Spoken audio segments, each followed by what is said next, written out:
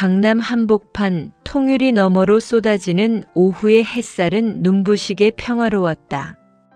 바른미래 정형외과 건물 외벽에 새겨진 남편의 성함과 병원 이름은 지수에게 단순한 간판 그 이상이었다.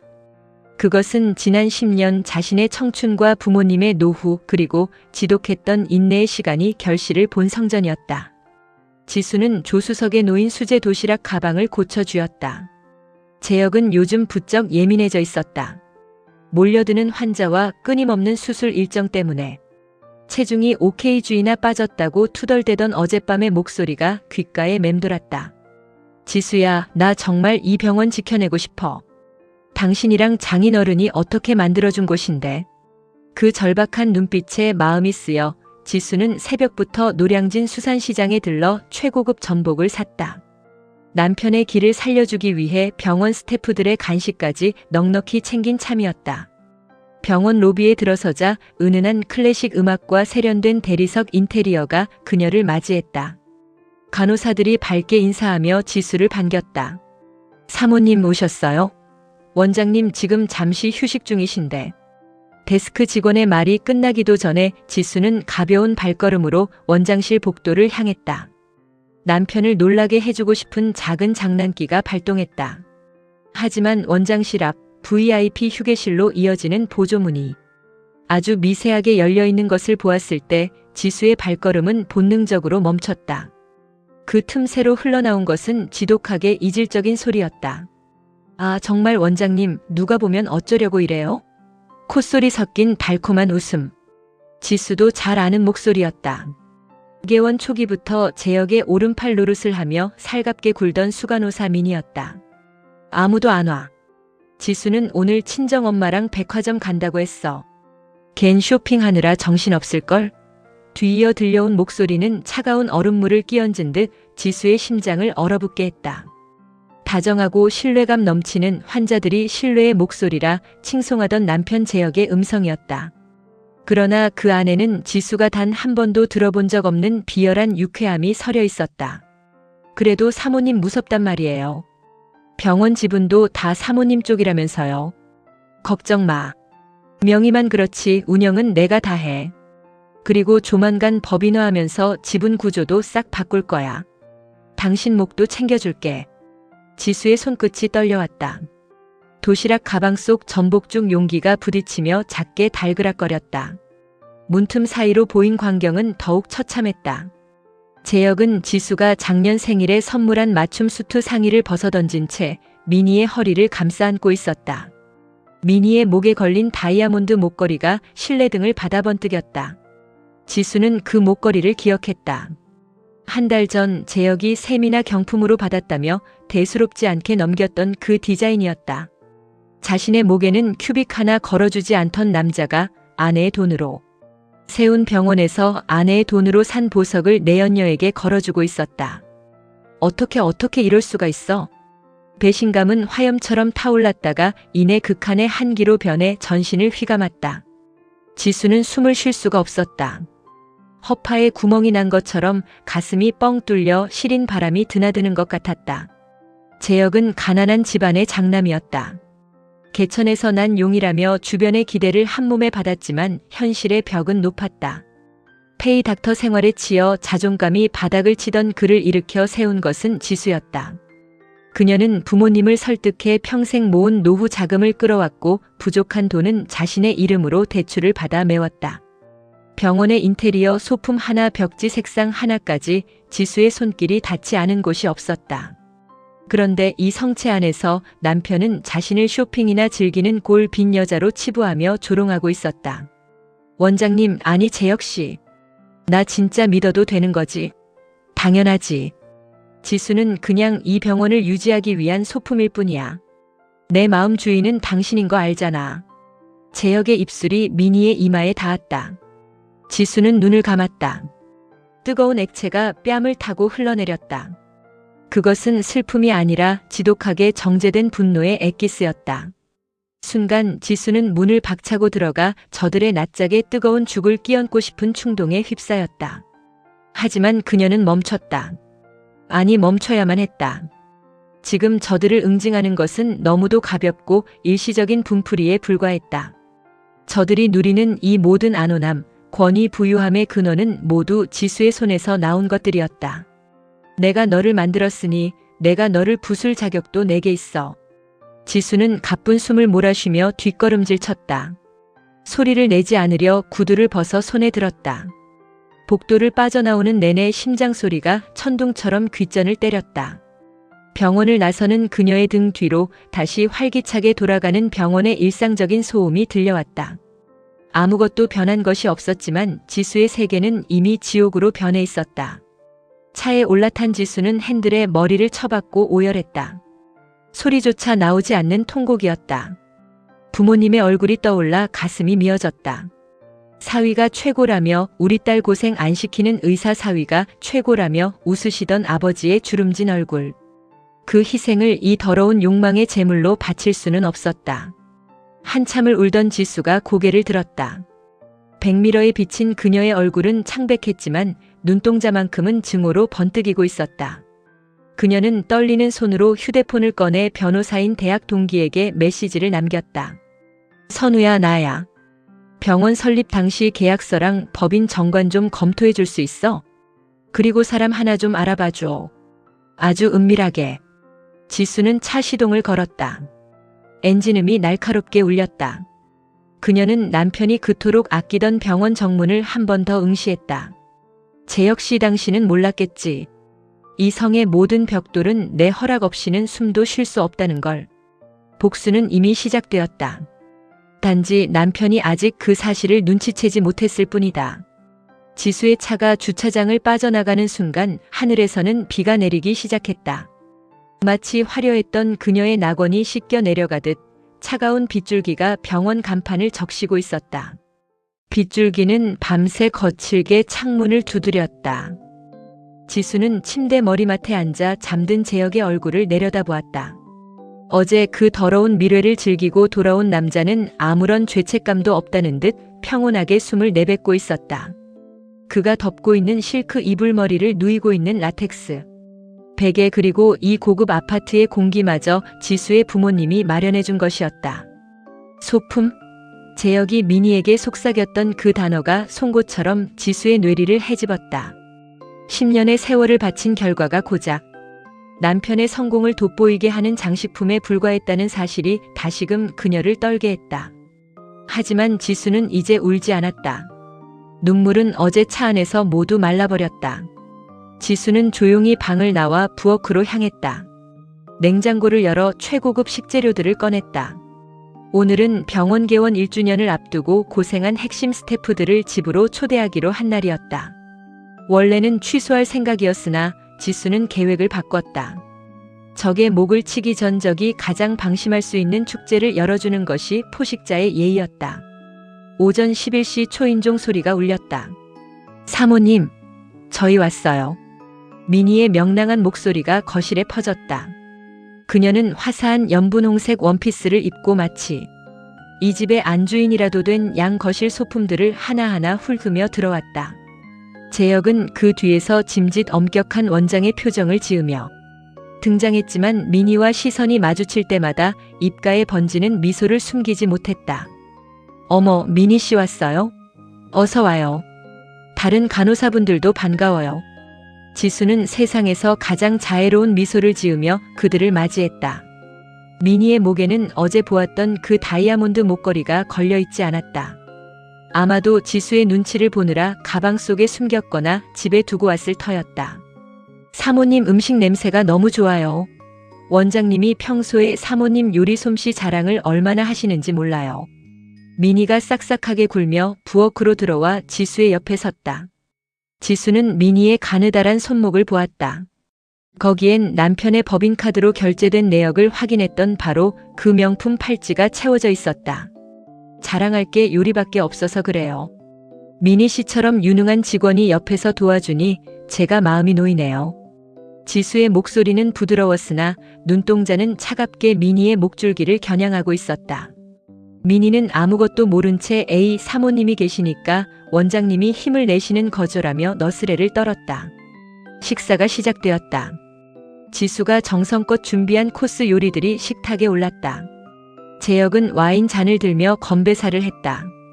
우리 바른미래 정형외과가 1년 만에 이만큼 성장한 건 여기 계신 여러분과 그리고 무엇보다 저를 믿어준 제 아내 지수 덕분입니다. 지수야 고마워. 재혁의 눈에는 연민과 신뢰가 가득해 보였다. 타인이 보기엔 완벽한 인꼬 부부의 모습이었다.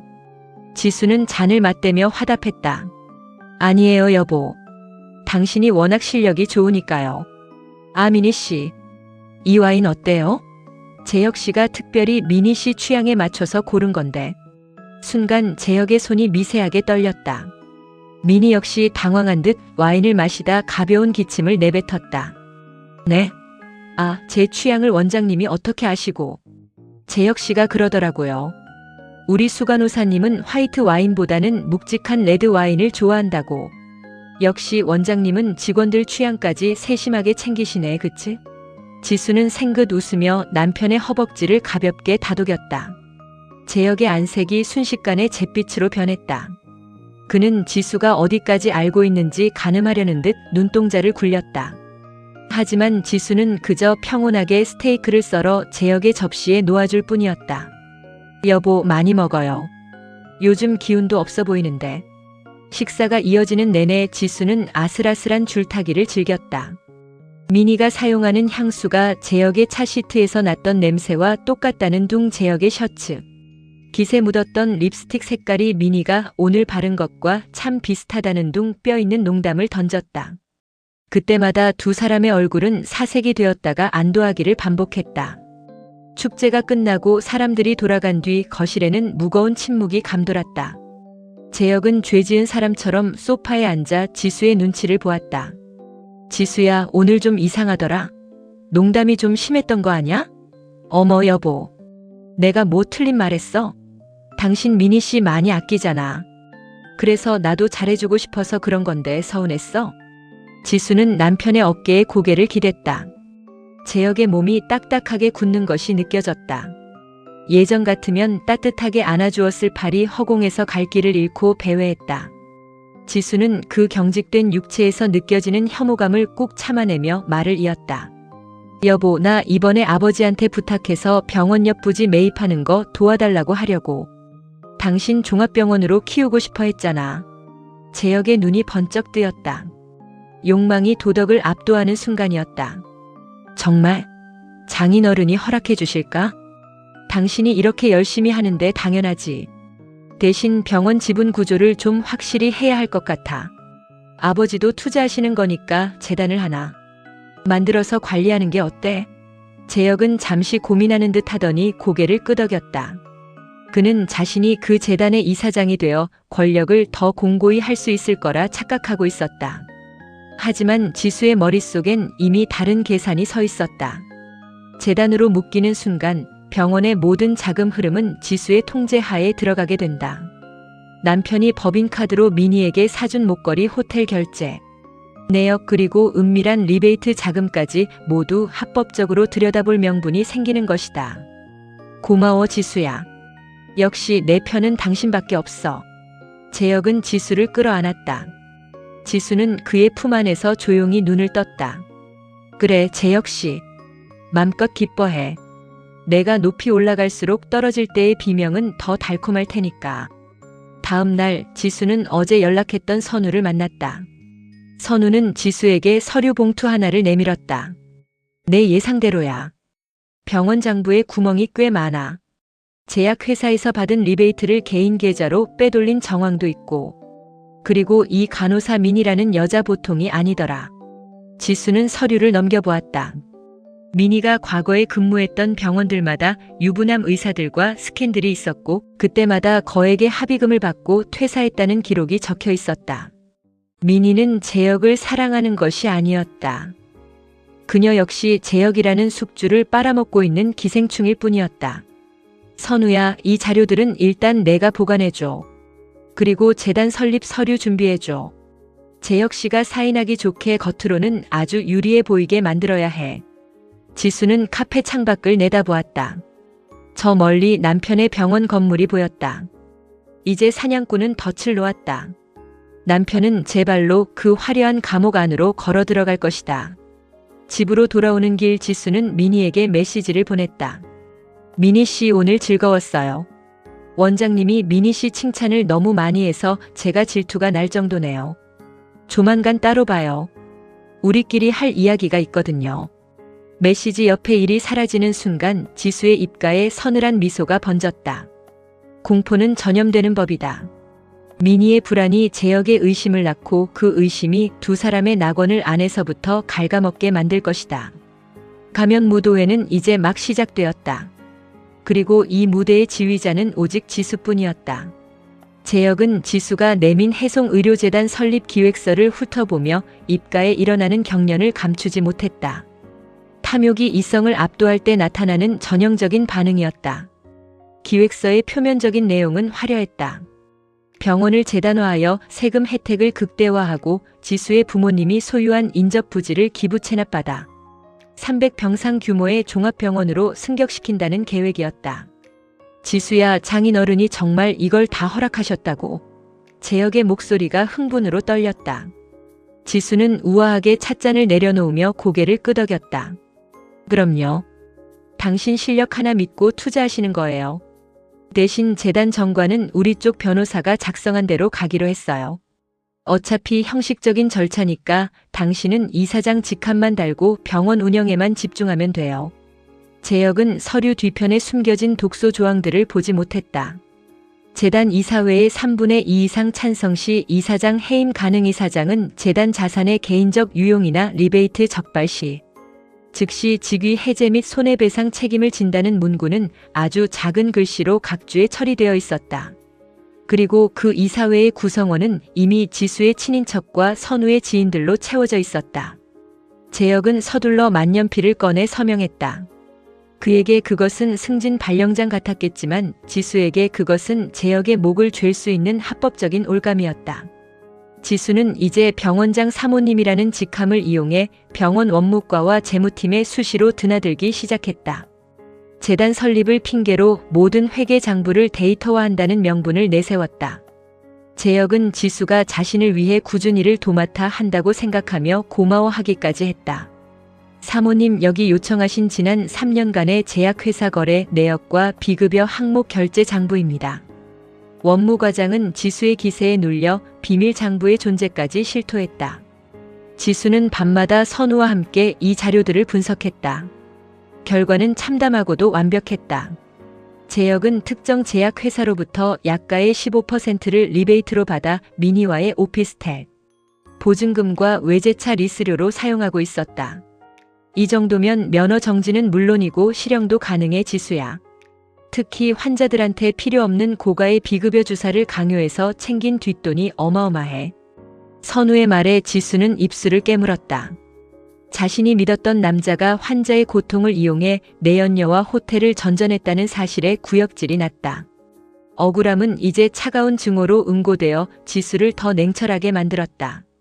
한편 지수는 미니를 향한 심리적 압박도 늦추지 않았다. 지수는 미니에게 직접 전화를 걸어 병원 근처 고급 카페로 불러냈다. 미니 씨, 여기 차 마셔요. 지난번에 보니까 피부가 좀 푸석해 보여서 내가 특별히 비타민 영양제 좀 챙겨왔어. 지수가 내민 것은 명품 화장품 쇼핑백이었지만 그 안에는 미니의 과거 스캔들이 담긴 신문기사, 사본이 은밀히 끼워져 있었다. 미니는 쇼핑백을 열어보려다 지수의 서늘한 눈빛에 손을 멈췄다. 사모님, 갑자기 왜 이런 걸? 아, 그냥 고마워서요. 재혁 씨가 미니 씨 없으면 병원이 안 돌아간다고 입에 침이 마르게 칭찬하더라고. 그런데 미니 씨 그거 알아요? 사람이 너무 높이 올라가면 발밑이 안 보이는 법이거든요. 지수는 미니의 손목을 가볍게 쥐었다. 재혁이 사준 그 팔찌가 지수의 손가락 끝에 닿았다. 이 팔찌 참 예쁘네. 그런데 이거 우리 재단 법인카드로 결제된 거 알아요? 감사 나오면 큰일 날 텐데. 내가 잘 덮어두긴 했지만 앞으로는 조심해야겠어. 미니의 얼굴이 순식간에 흑빛이 되었다. 지수는 당황하는 미니를 뒤로하고 우아하게 자리에서 일어났다. 그날 밤부터 재혁과 미니 사이에 균열이 생기기 시작했다. 미니는 지수가 모든 것을 알고 있다며 재혁을 들볶았고 재단 이사장 취임에 도취해 있던 재혁은 민희의 불안을 히스테리로 치부하며 짜증을 냈다. 오빠 사모님이 다 아는 것 같다니까. 그 팔찌 얘기도 하시고 뭔가 분위기가 이상해. 지수가 알면 벌써 난리가 났겠지. 걔는 지금 나 종합병원 만들어주려고 돈 구하러 다니느라 바빠. 너무 예민한 거 아냐? 원장실 문 밖에서 두 사람의 다툼 소리를 들으며 지수는 녹음기를 켰다. 재혁이 민희에게 건네는 모욕적인 말들, 민희가 재혁의 약점을 잡고 협박하는 목소리들이 고스란히 저장되었다. 지수는 마지막 쐐기를 받기 위해 재혁에게 제안했다. 여보, 재단 설립 축하 기념으로 우리 의료계 인맥들 다 모아서 파티 하나 열자. 당신 이사장 취임 발표도 그때 하고. 재혁은 눈을 빛내며 동의했다. 자신이 드디어 명실상부한 의료계의 거물로 인정받는 날이라고 믿었을 것이다. 지수는 파티 장소로 자신이 직접 관리하는 호텔 연회장을 예약했다. 그리고 그날 초대할 명단에는 재혁이 리베이트를 받은 제약회사 간부들과 민희가 과거에 만났던 유부남들의 부인들까지 은밀히 포함시켰다. 지수는 거실 통창에 비친 자신의 모습을 바라보았다. 화려한 드레스를 몸에 대보는 그녀의 미소는 마치 먹잇감을 앞에 둔 거미의 그것처럼 정교하고도 잔인했다. 재혁 씨, 당신이 꿈꾸던 그 화려한 무대가 곧 열릴 거야. 지수는 이제 서랍 깊숙이 넣어두었던 도장을 꺼냈다. 병원의 모든 자산을 재단으로 귀속시키고 재혁의 의사 면허를 단번에 날려버릴 수 있는 의료법 위반 고발장에 찍을 인감이었다. 재혁은 요즘 원장실에 앉아 있어도 좌불안석이었다. 분명 겉으로는 모든 것이 완벽했다. 아내 지수는 재단 설립을 위해 동분서주하며 거액의 출연금을 약속했고 병원 로비에는 해송의료재단 출범을 알리는 화려한 현수막이 걸렸다. 하지만 재혁의 등 뒤로는 서늘한 냉기가 끊이지 않았다. 그 냉기의 진원지는 아이러니하게도 가장 뜨거웠던 연인 민희였다. 오빠 사모님이 나한테 준 쇼핑백 안에 뭐가 들어있었는지 알아? 내 예전 병원 기록들이야. 내가 누구랑 만났고 어떻게 그만뒀는지 다 적힌 서류 뭉치였다고. 민희는 원장실 문을 걸어 잠그고 히스테릭하게 소리를 질렀다. 재혁은 미간을 찌푸리며 양주를 들이켰다. 야, 지수가 그걸 어떻게 알아? 걔는 그런 거 조사할 줄도 모르는 애야. 내가 너무 예민해서 헛것 본 거 아냐? 헛것? 그럼 내 책상 위에 놓여있던 이 사진은 뭔데? 민희가 내던진 사진 속에는 재혁과 민희가 지난주 교회 호텔로 들어가는 뒷모습이 선명하게 찍혀 있었다. 재혁의 손이 가늘게 떨렸다. 사진의 각도는 아주 정교했다. 마치 바로 옆에서 지켜보는 사냥꾼이 비웃듯 찍어낸 구도였다. 이거 지수가 보낸 거야? 모르지. 하지만 누군가 우릴 지켜보고 있는 건 확실해. 오빠, 나 무서워. 사모님 표정 봤어? 웃고 있는데 눈은 얼음장 같단 말이야. 재혁은 침을 꿀꺽 삼켰다. 지수는 여전히 집에서 자신을 위해 따뜻한 국을 끓이고 피로 해소에 좋다며 한약을 챙겨주었다. 여보, 이사장 취임하면 이제 당신은 대한민국 최고 의사야라며 치켜 세워주던 그 얼굴이 가식일 리 없다고 스스로를 다독였다. 만약 지수가 알았다면 성격상 벌써 병원을 뒤엎고 이혼 서류를 내밀었을 터였다. 아니야, 지수는 몰라. 알면서 이렇게 돈을 쏟아부을 여자가 어디 있어? 재혁은 탐욕이라는 안대로 자신의 눈을 가렸다.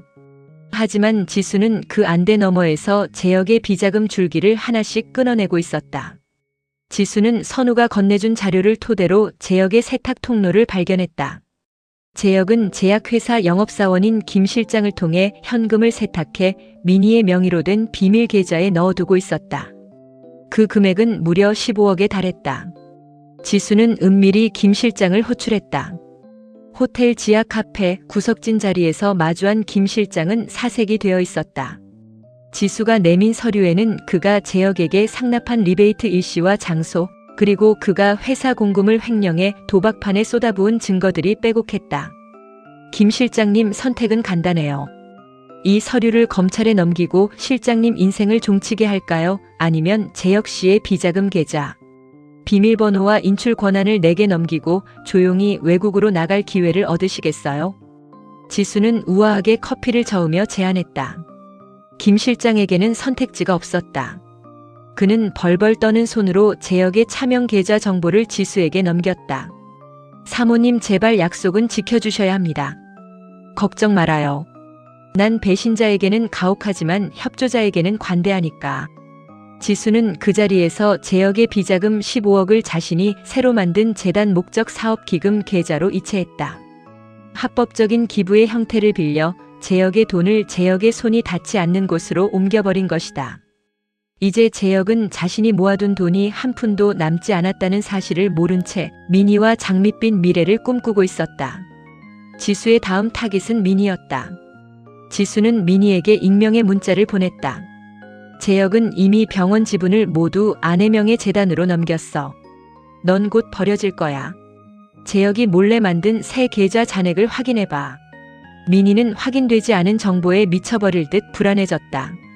그녀는 재혁의 컴퓨터를 뒤지고 서랍을 뒤졌지만 지수가 이미 다 치워버린 뒤였다. 결국 민희는 재혁의 차 블랙박스 칩을 훔쳐 지수와 재혁의 대화를 엿듣기에 이르렀다. 거기엔 지수가 의도적으로 흘린 대화가 녹음되어 있었다. 여보, 수간호사 민희 씨 말이야. 요즘 자꾸 나한테 돈 요구하는 것 같아서 좀 그래. 당신이 잘 정리해 줄 거지? 걱정 마, 지수야. 걔는 그냥 잠시 스쳐 지나가는 애야. 내가 정리하고 새 간호사 뽑을 테니까 신경 쓰지 마.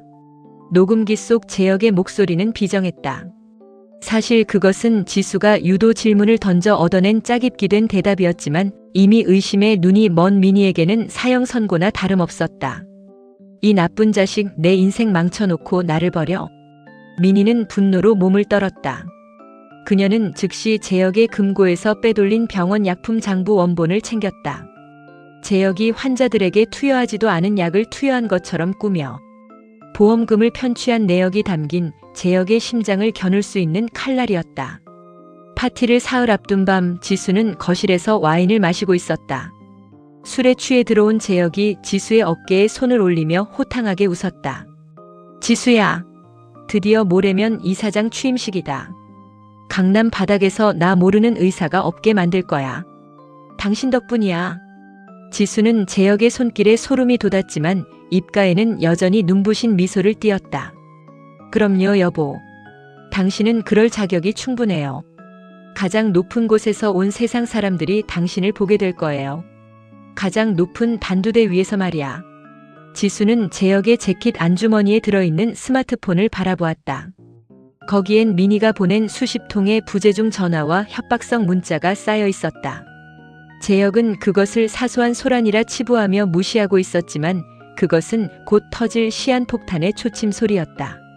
지수는 창문에 비친 자신의 그림자를 보았다. 예전에 순진했던 아내는 죽었다. 거울 속에는 차가운 총을 든 사냥꾼이 먹잇감이 스스로 덧 깊숙이 머리를 처박는 순간을 즐기고 있었다. 재혁 씨, 이제 무대에 오를 시간이야. 당신의 인생에서 가장 찬란하고 가장 처참할 그 무대 말이야. 지수는 잔에 남은 와인을 단숨에 들이켰다. 달콤하면서도 씁쓸한 복수의 맛이 혀끝을 타고 흘러내렸다.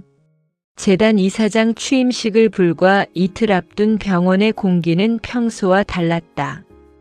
겉보기엔 축제 분위기였지만 원장실 주변에는 서늘한 살얼음이 끼어 있었다. 지수가 심어놓은 소문이라는 바이러스가 병원 구석구석을 감염시키고 있었기 때문이다.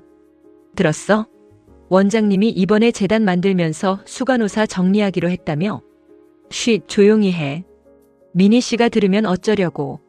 근데 사모님이 민희 씨 과거 다 알아버렸다는 소문도 있더라. 화장실에서 흘러나오는 간호사들의 수군거림을 문 너머에서 듣고 있던 민희의 얼굴은 백지장처럼 질려 있었다. 그녀는 떨리는 손으로 휴대폰을 확인했다. 재혁에게 보낸 우리 관계 폭로하기 전에 5억 준비해라는 문자는 여전히 읽음 표시가 뜨지 않았다. 그 같은 시각 재혁은 지수가 예약해준 최고급 호텔 스파에서 마사지를 받으며 승리감에 취해 있었다. 여보, 마사지 시원해? 내일 취임식 때 입을 턱시도 가봉도 끝났어. 당신 정말 근사하더라. 지수는 다정하게 재혁의 어깨를 주물러 주었다. 재혁은 눈을 감은 채 웅얼거렸다. 지수야. 역시 당신뿐이야. 나 요즘 민희 때문에 골치 아파 죽겠어. 애가 갑자기 미쳤는지 말도 안 되는 돈을 요구하네. 지수의 손길이 잠시 멈췄다. 하지만 이내 더 부드럽게 재혁의 목덜미를 눌렀다. 어머 정말? 민희 씨가 왜 그럴까? 당신이 너무 잘해줘서 착각하나 봐. 걱정 마 여보. 내가 내일 재단 이사회 열어서 민희 씨 권고사직 처리할게. 당신은 그저 이사장으로서 품위만 지키면 돼. 재혁은 지수의 말에 안도의 한숨을 내쉬었다. 그는 지수가 자신을 위해 악역을 자처한다고 믿었다. 그 비겁한 안도감이 재혁의 눈을 가리는 마지막 가림막이었다. 지수는 재혁의 귀에 낮게 속삭였다. 근데 여보 혹시 민희 씨가 당신 약점 같은 거 잡고 있는 건 아니지? 예를 들어 그 제약회사 건이라든가 작년 수술실 사고라든가. 재혁의 몸이 눈에 띄게 경직되었다. 작년 가을 무리하게 수술을 집도하다 발생했던 의료사고. 환자 측과는 거액의 합의금으로 입을 막았지만 당시 수술실에 들어갔던 민희가 기록지를 따로 보관하고 있다는 소문이 있었다. 그런 거 없어. 걱정 마. 재혁은 서둘러 말을 돌렸지만 지수는 이미 그의 동공이 심하게 흔들리는 것을 보았다. 그날 밤 지수는 재혁의 휴대폰을 몰래 가로채 민희에게 짧은 답장을 보냈다. 돈은 없어. 내가 가진 자료들 다 태워버려. 아니면 경찰에 신고하기 전에 조용히 떠나든지. 지수한테는 내가 이미 다 말했어. 너만 미친년 되는 거야. 메시지를 확인한 민희는 눈이 뒤집혔다. 재혁이 자신을 버리기로 결심했을 뿐만 아니라 지수와 짜고 자신을 범죄자로 몰아가려 한다고 확신했다. 그녀는 즉시 병원으로 달려가 원장실 문을 부수듯 열고 들어갔다. 야간 진료를 마치고 쉬고 있던 재혁은 갑작스러운 민희의 등장에 당황했다. 너 미쳤어? 여기가 어디라고 이렇게 들어와? 그래, 나 미쳤다. 이 나쁜 자식아, 내가 지수 언니랑 짜고. 나를 버려? 내 입 막으려고 경찰을 불러? 민희는 책상 위에 있던 크리스탈 명패를 집어 던졌다. 재혁의 뺨에 날카로운 상처가 났다. 무슨 소리야? 내가 언제 경찰을 불러? 내가 먼저 협박 문자 보냈잖아. 협박? 내가 보낸 답장 봐. 돈 없고 자료 태우라며. 지수 언니한테 다 말했다며.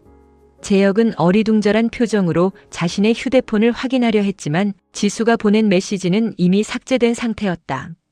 재혁의 눈에는 민희가 그저 정신 나간 여자처럼 보였고 민희의 눈에는 재혁이 시치미를 떼는 악마처럼 보였다. 두 사람의 고함은 정적을 깨고 복도까지 울려 퍼졌다. 지수가 미리 매수해둔 병원 경비원이 슬쩍 녹음 버튼을 눌렀다. 두 사람이 서로의 치부를 들춰내며 퍼붓는 욕설과 비리 폭로들이 고스란히 기록되었다. 내가 그 환자 죽어갈 때 수술 기록 조작한 거 그거 다 밝힐 거야. 너만 감옥 갈 줄 알아. 해봐. 너도 공범이야. 그리고 내가 내 비자금 계좌에서 빼돌린 돈은 어쩔 건데. 재혁의 일갈에 민희는 실소를 터뜨렸다. 비자금? 웃기지 마. 내 계좌 벌써 텅 비어있더라. 내 마누라가 벌써 다 털어간 것도 모르고 바보같이 마사지나 받고 있었지? 재혁의 얼굴이 창백해졌다. 그는 즉시 뱅킹 앱을 켜 잔액을 확인했다. 0원. 15억이 있어야 할 계좌는 흔적도 없이 비어 있었다. 그때 원장실 문이 천천히 열렸다. 지수였다. 그녀의 손에는 차가운 서류 봉투가 들려 있었다. 어머, 두 사람 여기서 뭐해? 밤늦게까지 업무 협의라도 하는 거야? 지수의 목소리는 소름 끼치도록 차분했다. 재혁은 지수에게 달려가 무릎을 꿇었다. 지수야, 내 돈. 내 돈이 없어졌어. 15억이 다 어디로 간 거야? 당신이 알지? 당신이 재단 만든다고 가져간 거야? 지수는 재혁의 손을 차갑게 뿌리쳤다. 그리고 그의 앞에 서류를 던졌다. 재단 기부 증서와 함께 재혁이 제약회사로부터 돈을 받는 장면이 찍힌 고화질 사진들이었다. 재혁 씨, 당신이 기부했잖아. 우리 재단 소외계층 수술 지원금으로. 당신이 직접 사인한 기부 승낙서 여기 있네. 이게 무슨, 난 이런 적 없어. 당신이 술 취해 들어온 날 사인했잖아. 당신 이름으로 된 위대한 병원을 만들기 위해서라고 하면서. 지수는 이어 민희를 바라보았다. 민희는 구석에서 떨고 있었다. 미니 씨, 당신이 챙기려던 퇴직금은 걱정 마. 교도소 가면 나라에서 밥은 공짜로 주니까. 지수의 말에 미니는 소리를 지르며 달려들려 했지만 지수가 한 발 빨랐다. 지수는 미리 대기시키고 있던 경찰관들을 방 안으로 불러들였다. 이 두 사람입니다. 의료법 위반, 업무상 횡령, 그리고 의료사고 은폐 및 증거인멸 혐의요. 재혁은 넋이 나간 듯 바닥에 주저앉았다. 내일이면 화려한 취임식의 주인공이 될 줄 알았던 남자는 이제 수갑을 찬 범죄자로 전락했다. 지수는 무너져 내리는 재혁의 귓가에 다가가 아주 낮고 명확하게 마지막 일침을 가했다. 재혁 씨, 당신이 나를 소품이라고 했지? 틀렸어. 넌 내가 만든 연극의 광대였을 뿐이야. 이제 무대 뒤로 사라질 시간이야. 경찰들에게 끌려가는 재혁의 비명과 미니의 욕설이 복도 끝으로 멀어졌다. 지수는 정막이 흐르는 원장실에 홀로 서서 창밖의 도시 야경을 내려다보았다. 가슴속에 맺혀있던 억울함의 응어리가 차갑게 녹아내리며 낯선 평온함이 찾아왔다. 복수는 완성된 것이 아니었다. 이것은 시작일 뿐이었다. 재혁이 수갑을 차고 연행되던 날 밤 병원은 벌집을 쑤셔놓은 듯 아수라장이 되었다. 하지만 지수는 미동도 하지 않았다. 그녀는 원장실 의자에 깊숙이 몸을 묻고 책상 위에 놓인 남편의 명패를 물끄러미 바라보았다. 금색으로 번쩍이던 원장 권재혁이라는 글자가 유독 조잡해 보였다. 사모님, 소식을 듣고 시댁 어른들이 병원 로비에 들이닥치셨습니다. 비서의 보고에 지수의 입가에 얇은 미소가 걸렸다. 하이에나들이 시체 냄새를 맡고 몰려온 것이다. 재혁의 어머니와 누나 그리고 백수로 지내며 재혁의 지갑에 빨대를 꽂고 살던 남동생까지. 그들은 재혁이 구속되었다는 사실보다 그로 인해 자신들의 돈줄이 끊길까봐 더 전전긍긍하는 군상들이었다. 지수야, 이게 대체 무슨 난리니? 우리 재혁이가 왜 잡혀가? 내가 손을 좀 써야 하는 거 아니냐? 재혁의 어머니, 즉 지수의 시어머니가 원장실 문을 거칠게 열고 들어오며 고함을 쳤다. 뒤따라 들어온 시누이와 시동생도 합세했다. 옳게 병원 지분 구조를 재단으로 바꿨다면서요? 그게 재혁이 동의 없이 가능한 일이에요? 우리 재혁이가 피땀 흘려 일궈놓은 병원을 옳게 혼자 꿀꺽하려는 건 아니겠죠? 지수는 천천히 고개를 들어 그들을 바라보았다. 수년간 명절마다 기념일마다 그들에게 갖다 바친 명품 가방과 현금 봉투들이 주마등처럼 스쳐 지나갔다. 그들은 지수의 친정이 개원 자금을 댔다는 사실은 까맣게 잊은 채 오직 의사 아들, 의사 동생의 권위 뒤에서 호가호위해 왔다. 어머니, 형님, 일단 진정하세요. 재혁 씨는 지금 횡령과 의료법 위반으로 조사를 받고 있어요. 상황이 아주 안 좋아요. 지수의 차분한 반응에 시어머니는 오히려 기세등등해졌다. 안 좋긴 뭐가 안 좋아. 내가 돈 좀 풀어서 변호사 사고 입마금하면 될 거 아냐. 그리고 이 병원 건물이랑 땅 재혁이 명의로 돌려놔. 우리 아들 감옥 가면 우리 집안 대들보가 무너지는 건데 미리미리 재산이라도 챙겨놔야지. 지수는 속으로 헛웃음을 삼켰다. 아들의 구속보다 재산명의 변경이 급한 사람들. 이것이 재혁이 그토록 자랑스러워하던 내 가족의 실체였다. 지수는 비서에게 눈짓을 보냈다. 잠시 후 원장실 안으로 화려한 출장 뷔페 음식이 차려졌다. 어머니, 다들 식사도 못 하셨을 텐데 일단 좀 드세요. 내일 이사회에서 지분 문제를 논의할 예정이에요. 제가 가족분들 몫으로 병원 수익의 30%를 배당받을 수 있게 정관을 수정해뒀거든요. 여기 서류에 도장만 찍으시면 돼요. 지수가 내민 서류는 수익 배당 합의서처럼 보였지만 실상은 재혁의 채무 및 연대 보증 승계 계약서였다. 재혁이 리베이트를 받으며 제약회사에 써주니면 계약과 병원 운영 과정에서 발생한 수십억 대의 부채를 가족들이 나눠 짊어지게 만드는 덫이었다. 탐욕에 눈이 먼 시댁 식구들은 서류의 내용을 제대로 살피지도 않았다. 그저 수익 30%라는 문구에 눈이 멀어 앞다투어 인감도장을 찍었다. 역시 우리 지수가 현명해. 재혁이가 여자 하나는 잘 골랐어. 시어머니는 랍스터를 뜯으며 만족스러운 듯 웃었다. 지수는 그 광경을 지켜보며 와인 잔을 가볍게 흔들었다. 그럼요, 어머니. 제가 재혁 씨 가족들만큼은 끝까지 책임져야죠. 이 병원이 무너져도 두 분은 함께 가셔야 하니까요. 만찬이 끝나갈 무렵 선우 변호사가 경찰과 함께 다시 등장했다. 이번에는 재혁의 남동생과 시누이를 향해서였다. 권재훈 씨, 권재희 씨 맞으시죠? 병원 홍보비 명목으로 허위 영수증을 발행해 5억 원을 횡령한 혐의, 그리고 형님인 권재혁 원장의 비자금 세탁을 도운 혐의로 긴급 체포합니다. 순식간에 원장실은 비명소리로 가득 찼다. 이게 뭐야? 지수야. 내가 어떻게 우리한테 이럴 수 있어? 시어머니가 지수의 멱살을 잡으려 달려들었지만 지수는 가볍게 피했다. 어머니, 아까 찍으신 서류 기억하시죠? 재혁 씨가 저지른 모든 비리의 책임과 부채를 가족들이 연대해서 책임지겠다는 내용이었어요. 이제 이 병원에 들어간 제 친정돈은 재단으로 환수될 거고 남은 건 여러분이 갚아야 할 수십억의 빚뿐이에요. 지수의 목소리는 얼음 송곳처럼 날카롭게 그들의 심장을 찔렀다. 너 처음부터 이럴 작정이었니? 우리 아들 망가뜨리고 우리 집안 풍비박산 내려고. 지수는 시어머니의 눈을 똑바로 응시하며 한자 한자 내뱉었다. 아니요, 어머니. 망가뜨린 건 제가 아니라 재혁 씨와 여러분의 탐욕이에요. 저는 그저 여러분이 차려놓은 밥상에 진실이라는 소스만 얹었을 뿐이죠. 경찰들이 시동생과 시누이를 끌고 나갔고 홀로 남은 시어머니는 바닥에 주저앉아 대성통곡했다. 지수는 조용히 가방을 챙겼다. 아, 그리고 어머니. 사시는 아파트 명의도 병원 법인으로 되어 있더라고요. 다음 주까지 비워주세요. 재단에서 소아암 환자 쉼터로 개조하기로 했거든요. 지수는 원장실 문을 닫고 나왔다. 등 뒤로 들려오는 시어머니의 통곡 소리가 마치 승전보처럼 감미로웠다. 복도를 걷는 지수의 발걸음은 그 어느 때보다 가벼웠다. 병원을 나서는 길 지수는 하늘을 올려다보았다. 먹구름이 걷히고 달빛이 쏟아지고 있었다. 그녀는 휴대폰을 꺼내 재혁에게 마지막 메시지를 보냈다. 비록 그는 구치소 아니라 확인할 수 없겠지만 그것은 지수 스스로에게 고하는 선언이었다.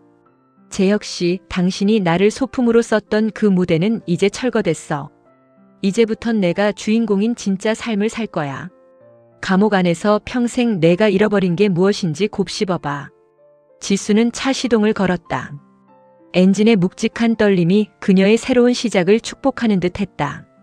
이제 남은 것은 단 하나, 이 모든 파편을 모아 완전히 새로운 성을 쌓는 일이었다. 서초동 법원 복도의 공기는 무겁고 서늘했다. 지수는 검은색 정장을 차려입고 방청석 맨 앞줄에 앉았다. 무릎 위에 놓인 가죽 장갑을 매만지는 그녀의 손길은 미동조차 없었다. 이윽고 육중한 문이 열리고 포승줄에 묶인 재혁과 민희가 들어섰다. 불과 몇 주 만에 재혁은 10년은 늙어 보였다. 정갈하게 빗어 넘겼던 머리카락은 푸석하게 내려앉았고 맞춤 수트 대신 입은 수의는 어깨선이 맞지 않아 초라하기 그지없었다. 민희 역시 화려한 화장을 지운 얼굴로 고개를 푹 숙인 채 들어왔지만 재혁과 시선이 마주치는 순간 증오 섞인 눈빛을 쏘아보냈다. 피고인 권재혁은 병원 공금 15억 원을 횡령하여 내연녀인 피고인 김민희의 차명 계좌로 관리했으며 리베이트 수수 및 의료사고 은폐를 주도했습니다. 인정합니까? 판사의 질문에 재혁의 변호인이 먼저 일어섰다. 존경하는 재판장님, 피고인 권재혁은 모든 비리를 인정하고 반성하고 있습니다. 다만 횡령과 리베이트의 상당 부분은 피고인 김민희의 강압과 유혹에 의한 것이었습니다. 김민희는 권재혁의 약점을 잡아 지속적으로 금품을 요구했으며 비자금 관리 또한 그녀의 주도로 이루어졌습니다. 재혁의 비겁한 변명에 민희가 참지 못하고 소리를 질렀다. 거짓말이야. 판사님, 저 인간이 다 시킨 거예요. 자기가 병원장이라고 시키는 대로 안 하면 해고하겠다고 협박해서 억지로 한 일이라고요. 그리고 리베이트 받은 돈으로 저 몰래 다른 여자랑 호텔 간 기록도 다 있어요. 법정안은 순식간에 아수라장이 되었다. 한때 서로의 몸을 탐하며 아내를 비웃던 연인들은 이제 조금이라도 형량을 줄이기 위해 상대의 치부를 낱낱이 파헤치기 시작했다. 재혁은 민희가 과거에 만났던 남자들의 리스트를 증거로 제출하며 그녀의 도덕성을 공격했고, 민희는 재혁이 마약류 의약품을 사적으로 오남용한 정황이 담긴 비밀 장부를 공개하며 맞불을 놓았다. 지수는 방청석에서 그 광경을 무표정하게 지켜보았다. 오빠, 재혁 씨. 당신이 그토록 지키고 싶어 했던 그 화려한 가면 뒤에 민낯이야. 저 오물이 바로 당신의 본 모습이고. 재판이 중반을 넘어설 무렵 지수는 증인석으로 호출되었다. 재혁은 지수를 보자마자 간절한 눈빛을 보냈다. 그는 여전히 지수가 자신을 동정하여 선처를 호소해주길 기대하는 눈치였다. 증인 이지수 씨, 피고인 권재혁의 아내로서 남편의 처벌에 대해 하실 말씀이 있습니까? 지수는 천천히 재혁을 돌아보았다. 재혁의 입술이 미세하게 떨리며 살려달라는 무언의 신호를 보내왔다. 하지만 지수의 입에서 나온 말은 재혁의 심장에 비수를 꽂았다. 재판장님, 저는 피고인 권재혁이 의사로서의 자격을 영원히 상실해야 한다고 생각합니다. 법정안이 술렁였다. 재혁의 얼굴에서 핏기가 가셨다. 그는 환자의 생명을 담보로 제약회사와 뒷거래를 했으며 자신의 실수로 발생한 의료사고를 은폐하기 위해 차트를 조작했습니다. 이는 단순한 개인의 비리가 아니라 의료계 전체의 신뢰를 무너뜨린 중죄입니다. 아내로서 고통스럽지만 다시는 그가 메스를 잡고 타인의 생명을 위협하는 일이 없도록 법이 허용하는 최고의 형량을 내려주시길 간곡히 부탁드립니다. 지수는 준비해온 마지막 패를 꺼냈다. 재혁이 수술 직전 긴장을 푼다며 상습적으로 향정신성 의약품을 투약했다는 혈액 검사 결과지였다. 지수가 재혁의 보양 한약에 은밀히 섞어두었던 성분이 그의 몸에 축적되어 결정적인 증거가 된 것이었다. 이게 어떻게 된 거야? 지수야, 내가 나한테 어떻게 이래? 재혁이 미친 듯이 발악하며 피고인석을 넘어오려 했지만 교도관들에게 제압당했다. 판결은 신속하고도 가혹했다. 권재혁 징역 7년, 추징금 20억 원. 그리고 보건복지부에 의한 의사 면허 영구 취소. 민희 역시 징역 3년의 실형을 선고받았다. 법정을 나서는 재혁의 등 뒤로 지수의 목소리가 낮게 깔렸다. 재혁 씨, 당신이 그랬지? 내가 이 병원을 유지하기 위한 소품일 뿐이라고. 이제 봐. 소품이 사라진 무대에서 광대가 어떻게 굶어 죽어가는지. 재혁은 대답조차 하지 못한 채 질질 끌려나갔다. 그의 눈에는 뒤늦은 후회와 지독한 공포가 서려 있었지만 이미 되돌릴 수 있는 길은 없었다. 지수는 법원 청사 계단을 내려오며 선우 변호사를 만났다. 고생했어, 지수야. 이제 병원명의 변경도 끝났고 시댁 식구들이 걸어온 소송도 다 기각됐어. 넌 이제 완벽하게 자유야. 자유. 그래, 자유네. 지수는 길가에 핀 작은 꽃을 내려다보았다. 10년 전 재혁의 의사 가운을 처음 다려주던 날 느꼈던 그 설렘은 이제 기억조차 나지 않았다. 대신 가슴속에는 차갑고 단단한 바위 같은 평온함만이 남았다. 그녀는 가방에서 이혼 판결문을 꺼내 가루처럼 찢어버렸다. 이제 종이 위에서도 마음 위에서도 권재혁이라는 이름은 완전히 지워졌다. 1년 뒤 강남의 하늘은 여전히 화려했고 병원 건물들은 저마다의 위용을 자랑하며 서 있었다. 하지만 그 중심에 있던 바른미래 정형외과라는 이름은 흔적도 없이 사라졌다. 그 자리에는 이제 해송공공의료재단이라는 수수한 간판이 걸려 있었다. 지수는 이사장실 창가에 서서 로비를 내려다보았다. 화려한 대리석 대신 따뜻한 나무 톤으로 바뀐 로비에는 환자들을 위한 작은 도서관과 쉼터가 마련되어 있었다. 돈벌이에 급급해 환자를 수단으로 보던 재혁의 흔적을 지우는 데만 꼬박 1년이 걸렸다. 이사장님, 이번 달 무료 수술 지원 대상자 명단입니다. 선우가 서류를 들고 들어왔다. 이제는 변호사가 아닌 재단의 법무이사로서 지수의 곁을 지키고 있었다. 고마워, 선우야. 재혁 씨 쪽 소식은 좀 들려? 선우는 씁쓸한 미소를 지으며 고개를 저었다. 교도소 안에서도 적응을 못해서 독방을 전전한다더군. 아직도 자기가 의사인 줄 알고 교도관들한테 훈수를 두다가 매를 벌고 있대. 아, 그리고 민희는 가석방으로 나왔다는데 유흥가를 전전하며 예전처럼 유부남들을 등치려다 사기죄로 다시 고소당했다는 소문이 있어. 지수는 담담하게 고개를 끄덕였다. 한때 자신의 온 세상을 지옥으로 만들었던 그 이름들이 이제는 길가에 굴러다니는 낙엽보다 가볍게 느껴졌다. 그날 오후 지수는 면회 신청서를 들고 구치소를 찾았다. 1년 만에 마주한 재혁은 이제 사람의 형색이 아니었다. 초점 없는 눈동자, 듬성듬성 빠진 머리카락, 그리고 떨리는 손. 그는 지수를 보자마자 유리창을 두드리며 울부짖었다. 지수야, 내가 잘못했어. 제발, 제발 나 좀 여기서 꺼내줘. 너 돈 많잖아. 변호사. 다시 사서 재심 청구해줘. 나 다시 수술하고 싶어. 나 의사잖아. 재혁은 여전히 자신이 잃어버린 면허와 권력에만 집착하고 있었다. 지수는 차가운 눈으로 그를 응시했다. 재혁 씨, 당신이 의사였던 적은 없어. 당신은 그저 가운을 입은 장사꾼이었고 내 부모님의 피땀을 빨아먹던 기생충이었을 뿐이야. 너 정말 독하다. 어떻게 10년을 같이 산 나한테 이럴 수 있어? 지수는 가방에서 사진 한 장을 꺼내 유리창에 붙였다. 그것은 지수의 부모님이 환하게 웃으며 여행을 즐기고 있는 사진이었다.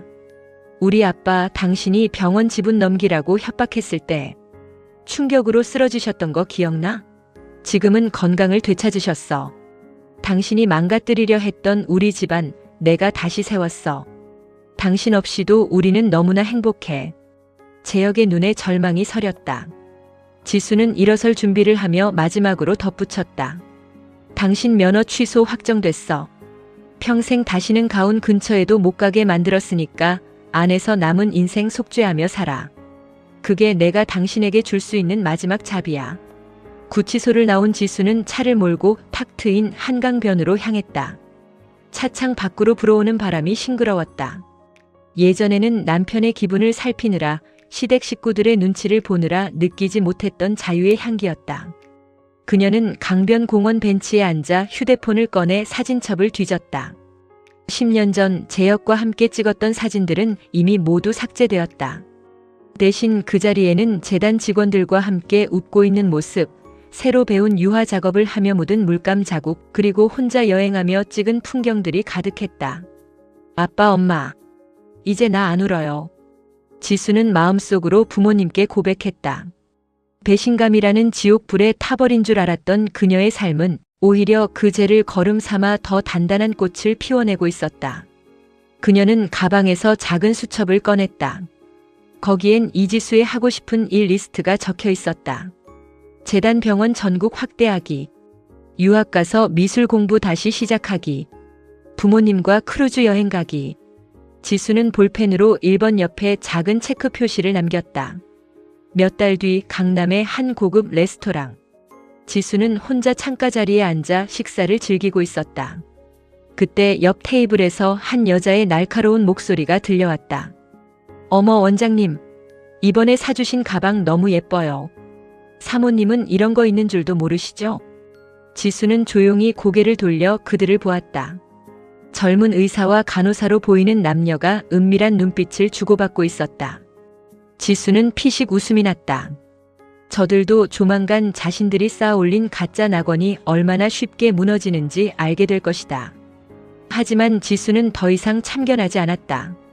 그녀는 자신의 와인 잔을 가볍게 들어 허공에 건배를 제안했다. 가짜 낙원에서 사느라 고생 많았어, 지수야. 이제 진짜 내 낙원을 즐겨. 지수는 우아하게 스테이크를 썰어 입에 넣었다. 고기의 육즙은 달콤했고 와인의 향은 깊었다. 이제 그녀는 누군가의 아내도 누군가의 소품도 아니었다. 그녀는 오직 자기 자신, 이지수라는 이름의 온전한 주인이었다. 창밖으로 붉은 노을이 지고 있었다. 그것은 찬란했던 하루의 끝이자 더 빛날 내일을 예고하는 서막이었다. 지수는 자리에서 일어나 당당한 걸음으로 레스토랑을 나섰다. 그녀의 구두 소리가 대리석 바닥에 경쾌하게 울려 퍼졌다. 제 위에 핀 꽃은 그 어떤 꽃보다 향기로웠다.